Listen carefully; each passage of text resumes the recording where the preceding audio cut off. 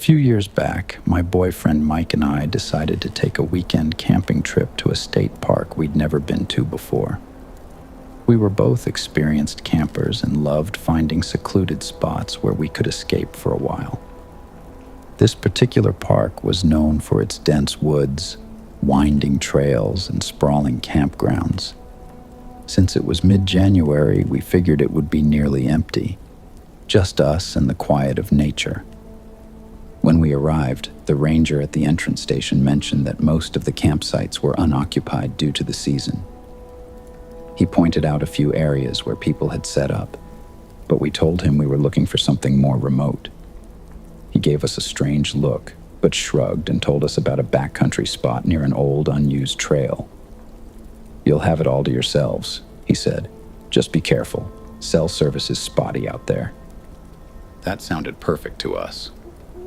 We parked at the trailhead and hiked in with our gear. The forest was gorgeous, blanketed in snow, with tree branches bowing under the weight of ice. After about an hour, we found the clearing the ranger had mentioned. It was flat, surrounded by towering evergreens, and had a fire pit that looked like it hadn't been used in years. We set up camp and started a fire as the sun dipped low in the sky. It was peaceful, quiet, serene, and exactly what we wanted. We cooked dinner, drank some hot cocoa, and sat by the fire, enjoying the stillness. Around 10 p.m., we climbed into the tent, zipped it up tight, and settled in for the night. The cold made it hard to fall asleep, but eventually, I drifted off. Sometime later, I woke up to a strange sound. The faint, deliberate rasp of a zipper. It was coming from our tent. At first, I thought I was dreaming, but then I felt Mike stir beside me. His hand gripped my arm tightly, and I realized he'd heard it too. My heart started pounding as I stared at the zipper on the tent door, which was slowly being pulled down from the outside. Inch by inch, the cold air seeped in, and with it, the faint sound of breathing. I wanted to scream, but fear locked my throat. The zipper stopped halfway, leaving the opening just wide enough for a face to appear. A man's face, pale, thin, with dark eyes that seemed to sink into his skull. His gaze darted between me and Mike, his lips curling into the faintest of smiles. We didn't move, didn't say a word. I don't know if he thought we were asleep or if he just didn't care.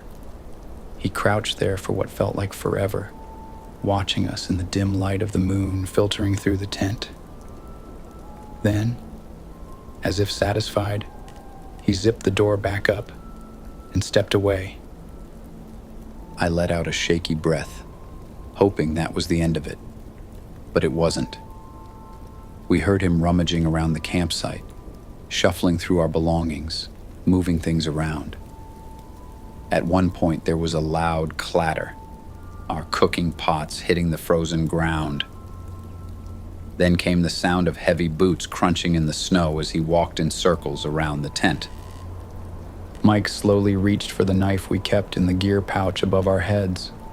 He held it tightly, his knuckles white, as we listened to the man mutter to himself. I couldn't make out the words, but the tone was unsettling. Low, almost sing-song, like he was reciting some private mantra. After what felt like an eternity, the noises stopped. The footsteps faded into the woods, and silence settled over the clearing once more. We stayed frozen in the tent, too terrified to move, for what must have been hours. At first light, we finally worked up the courage to step outside. The campsite was a mess. Our gear was scattered everywhere. Food containers were ripped open, and the firewood pile had been kicked over. But what scared me most were the footprints. They were everywhere, circling the tent, leading to the fire pit, and disappearing into the trees. We packed up in record time, barely speaking as we stuffed everything into our bags and hiked back to the car. Every rustle of the wind, every creak of a tree branch made my stomach drop. It felt like he was still out there, watching us leave. When we reached the parking lot, we half expected to see him waiting for us, but the place was empty. As we loaded up the car, I noticed something tucked under the windshield wiper. A small piece of paper, folded in half. My hands shook as I opened it. Scrawled in messy handwriting were 3 words: "Thanks for staying." We drove straight to the ranger station and told them everything. They looked concerned, but said they hadn't seen anyone matching our description of the man. They promised to investigate, but we never heard back. I haven't been camping since. The thought of waking up to someone unzipping my tent, watching me in the dark, is something I'll never get over. Nature is supposed to be an escape, but that night, it became my worst nightmare. Last winter, I went camping with a group of friends in a national forest known for its stunning mountain views and isolation. We planned to hike up to a ridge and spend 2 nights there, far away from the noise of the city. It was supposed to be a trip to unwind and enjoy the beauty of nature, but it turned into one of the most terrifying experiences of my life. We were a group of 5, me, my best friend Caleb, his girlfriend Mia, and 2 other friends, Derek and Liz. We were all experienced campers and felt confident about the trip, even with snow in the forecast. The first day went smoothly. We hiked for hours through the dense forest, the snow-covered ground crunching under our boots. By the time we reached the ridge, the sun was setting, casting a golden glow over the treetops. The ridge offered a breathtaking view of the valley below, but what struck me most was how quiet it was. The kind of quiet that makes your ears strain to pick up even the faintest sound. We set up our tents, built a fire, and spent the evening joking and telling stories. The stars were out in full force, and despite the cold, it felt perfect. That night, I woke up to the sound of footsteps outside my tent. At first, I thought it was one of my friends heading to the woods for a bathroom break, but the steps were too heavy, too deliberate. They circled the camp slowly, crunching through the snow. I unzipped the tent just enough to peek out. The fire had burned down to embers, casting an eerie orange glow over the campsite. I couldn't see anything at first, but then my eyes caught movement. A shadow near the edge of the ridge. It was tall and broad-shouldered, standing perfectly still, watching us. My breath caught in my throat. "Caleb," I whispered, shaking him awake. "Someone's out there." He sat up groggily, but by the time he looked, the shadow was gone. He brushed it off as my imagination, but I couldn't shake the feeling that we weren't alone. The next day, we found tracks in the snow leading from the woods to the edge of our campsite. They weren't animal tracks. They were clearly boot prints. Caleb tried to laugh it off, saying it was probably just another hiker, but Mia wasn't convinced. "We're miles from the nearest trailhead," she said. "No one's just wandering out here." We decided to stay another night, but agreed to keep the fire going and take turns keeping watch just in case. The second night was when everything went to hell. It started around midnight. Caleb was on watch when he woke me up, his face pale. "I heard something," he whispered. "What kind of something?" I asked, sitting up. "Footsteps again," he said, "but closer this time." I stepped out of the tent, pulling my jacket tight against the freezing wind. The forest was dark, the trees casting long shadows under the faint moonlight. At first I didn't hear anything, but then it came. A faint crunch, followed by a low voice, like someone muttering under their breath. "Hello?" Caleb called out, his voice cracking slightly. The voice stopped. Then, without warning, a loud crack echoed through the night. At first, I thought it was a tree branch snapping, But then I saw sparks hitting the ground near the fire. "Get down!" Derek shouted, dragging Liz behind a tree. It took a second to register, but someone was shooting at us from up the ridge. Another shot rang out, hitting the log we'd been using as a bench. Panic set in as we scrambled for cover, ducking behind rocks and trees. "Who the hell is that?" Mia cried, her voice trembling. "I don't know," Caleb shouted back. "But we need to get out of here." We stayed low, crawling toward the trail that led back to the car. The shooter fired a few more rounds, but they seemed sporadic, like they were trying to scare us more than hit us. Still, the sound of bullets whizzing past was enough to keep us moving. It felt like it took forever to reach the car. The trail was steep and icy, and we kept slipping, but adrenaline pushed us forward. By the time we reached the parking lot, we were out of breath and shaking from both the cold and fear. The car was untouched, thank God, and Caleb wasted no time getting us out of there. As we sped down the snowy road, I kept looking back, half expecting to see the shooter chasing us, but the parking lot disappeared into the darkness. We didn't stop driving until we reached a gas station an hour away. Inside, we tried to explain what had happened to the clerk, but we were all so rattled that it came out jumbled. He let us use his phone to call the local sheriff, who said they'd send someone out to check the ridge. We never heard back about what they found, if anything. I don't know who that person was or why they decided to target us, but the thought of how vulnerable we were up there still haunts me. Being in the middle of nowhere with no help for miles is a level of fear I hope I never have to experience again.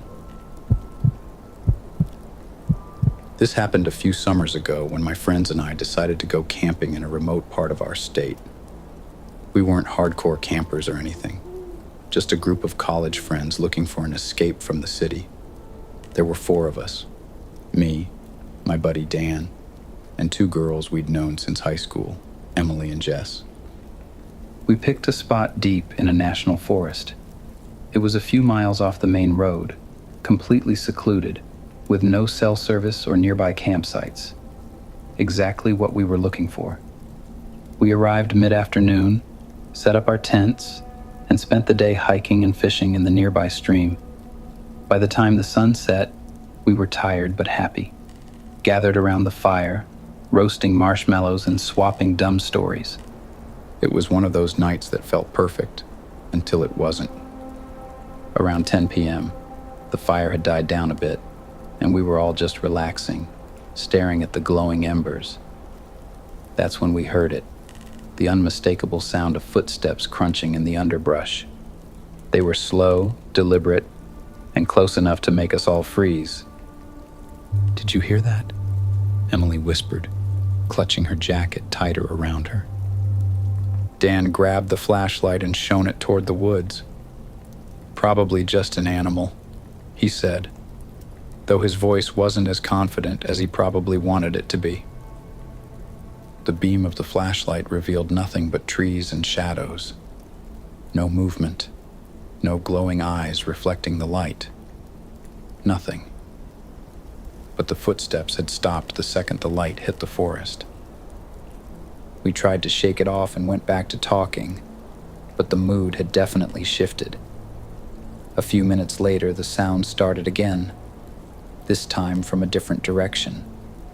It was subtle, like someone trying to be quiet, but not quite succeeding. The hairs on the back of my neck stood up as I realized something. It didn't sound like an animal. The steps were too heavy, too purposeful. "Okay, that's not normal," Jess said, standing up and looking toward the woods. "Hello?" Dan called out. "Is someone there?" No response. The fire crackled, the only sound cutting through the tense silence. Dan swept the flashlight around again, but there was still nothing. We all sat there, staring at each other, unsure of what to do. That's when we saw it. A figure, just barely visible at the edge of the firelight. It was a man, tall and thin, wearing what looked like a jacket and jeans. He was standing perfectly still, just watching us. "Who's there?" I yelled, my voice cracking slightly. The man didn't answer. He didn't move. He just stood there, staring. Dan pointed the flashlight directly at him, and for a moment, we all got a better look. His face was pale, almost ghostly, with dark eyes that seemed hollow. He raised a hand, not to wave, but just raised it, like he was acknowledging us. "Dude, you need to leave," Dan shouted, his voice firm. The man finally moved, taking a slow step backward into the darkness, then another, and then he was gone. The flashlight beam searched the trees, but he disappeared. None of us slept that night. We stayed huddled around the fire, taking turns watching the surrounding woods. Every now and then we'd hear faint sounds, branches snapping, leaves rustling, but we never saw him again. The next morning we packed up and left as quickly as we could. On the way out, we ran into a park ranger and told him about what had happened. He looked concerned and said we weren't the first campers to report a strange man in the area. They hadn't been able to find him, though, and no one knew who he was or what he wanted. To this day, I can't go camping without thinking about that night. The idea of being so isolated, so far from help, and knowing someone was out there watching us. It still gives me chills. Last summer, my friends and I decided to go camping at a national forest about 3 hours from where we lived. We were all about the adventure, remote spots, no cell service, and the thrill of being off the grid. There were 5 of us. Me, my best friend Jake, his girlfriend Allie, and 2 other friends, Rob and Casey. We were seasoned campers and had done plenty of these trips before, but nothing could have prepared us for what happened that night. We picked a spot deep in the woods, about a 2-hour hike from the trailhead. It was a beautiful clearing surrounded by tall pines, with a small stream running nearby. The first day was perfect, hiking, swimming, and sitting around the campfire. We laughed, told stories, and felt like we'd found the perfect escape. As night fell, the forest took on a different vibe. The chirping of birds and rustling of animals faded, replaced by an almost oppressive silence. It wasn't unusual, but something about it felt heavy. We brushed it off, thinking it was just the eeriness of being so isolated. Around 10 p.m., we were sitting around the fire when Rob suggested we go exploring. "Come on," he said, grinning. "Let's see what's out there. Maybe we'll find something cool." "Or something terrifying," Allie muttered, but she agreed to go. Armed with flashlights and a couple of pocket knives, we set off, leaving the fire burning behind us. The woods were dark and dense, the narrow trail barely visible in the beam of our lights. We walked for about 20 minutes, joking to keep the mood light, when Jake suddenly stopped. "Do you see that?" he whispered, pointing ahead. At first I didn't see anything, but then I noticed a faint glow in the distance. It was orange, flickering, like firelight. We exchanged uneasy glances, but decided to check it out, curiosity getting the better of us. As we got closer, we started hearing voices, low, murmuring chants that sent a chill down my spine. The glow grew brighter, and soon we could make out a clearing up ahead. We killed our flashlights and crept forward, staying low behind the trees. What we saw froze us in place. In the middle of the clearing was a large fire, surrounded by a group of people in dark, hooded robes. There were at least a dozen of them, their faces hidden in the shadows of their hoods. They stood in a loose circle, chanting in a language I couldn't understand. In the center of the circle, a makeshift altar had been set up, a flat stone slab draped with some kind of cloth. On the altar was an animal, maybe a goat or a deer, lying unnaturally still. My stomach turned as I realized what was happening. This wasn't some harmless gathering. It was a ritual. "We need to leave," Allie whispered, her voice shaking. "Now." But before we could move, one of the robed figures raised their arms, holding a long, curved knife that glinted in the firelight. The chanting grew louder, more frantic, as the figure brought the knife down in a swift motion. I didn't see the aftermath. I couldn't. I turned away, my heart pounding in my chest. That's when we heard it. A sharp crack, like a branch snapping underfoot, came from somewhere behind us. We all whipped around, our eyes wide. Standing just a few feet away was another hooded figure, their face obscured, holding what looked like a staff. For a moment, no one moved. Then the figure tilted their head slightly, as if sizing us up, and let out a low, guttural sound. "Run," Jake whispered. We bolted, tearing through the woods as fast as we could, branches whipping against our faces. Behind us, we could hear shouting, angry voices yelling in that same strange language. I didn't dare look back, but I could feel them chasing us, their footsteps pounding on the forest floor. We ran until we could barely breathe, finally stumbling back into our campsite. Without saying a word, we grabbed our gear, throwing it haphazardly into our packs. The fire was still burning, casting eerie shadows around us, and every crackle made me jump. I kept expecting one of them to emerge from the darkness, but no one came. We didn't stop moving until we reached the car. The drive back to town was silent, all of us too shaken to speak. When we finally reached civilization, we agreed not to tell anyone what we'd seen. It felt too surreal, too dangerous, like talking about it would make it real. To this day, I don't know who those people were or what they were doing out there. Part of me wonders if they knew we were watching them, if they let us leave as some kind of warning. All I know is that I'll never go camping in those woods again. Some places aren't meant to be disturbed.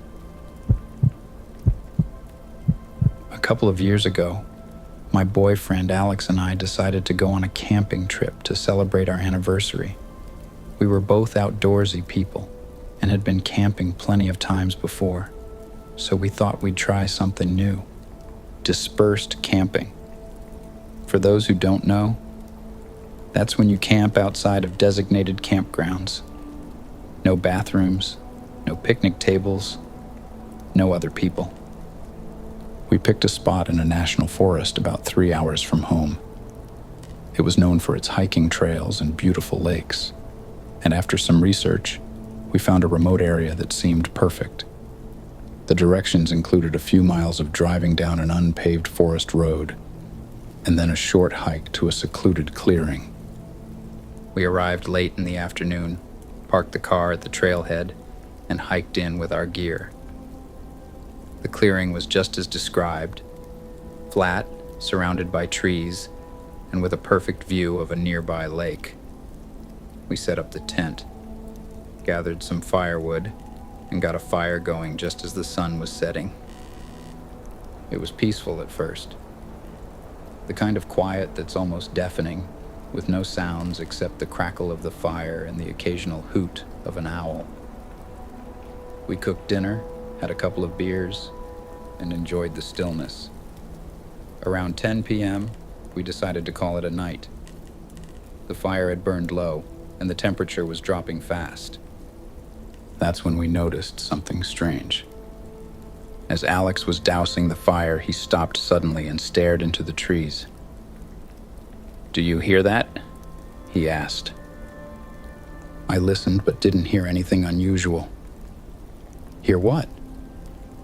"It sounded like voices," he said, frowning. "Like someone talking, way off in the distance." I brushed it off, joking that he was just hearing the wind, but he didn't seem convinced. We climbed into the tent and zipped up the door, trying to ignore the eerie silence that had settled over the clearing. Around 1 a.m., I woke up to the sound of footsteps. At first, I thought it was Alex moving around, but when I reached out, I realized he was still lying next to me, sound asleep. The footsteps were slow and deliberate, crunching on the dry leaves just outside the tent. My heart started racing as I nudged Alex awake. "Alex, someone's outside," I whispered. He groggily sat up, rubbing his eyes. The footsteps stopped. We both sat there in silence, straining to hear anything else. After a few minutes, Alex unzipped the tent slightly and peered out with his flashlight. The beam swept across the clearing, revealing nothing but trees and shadows.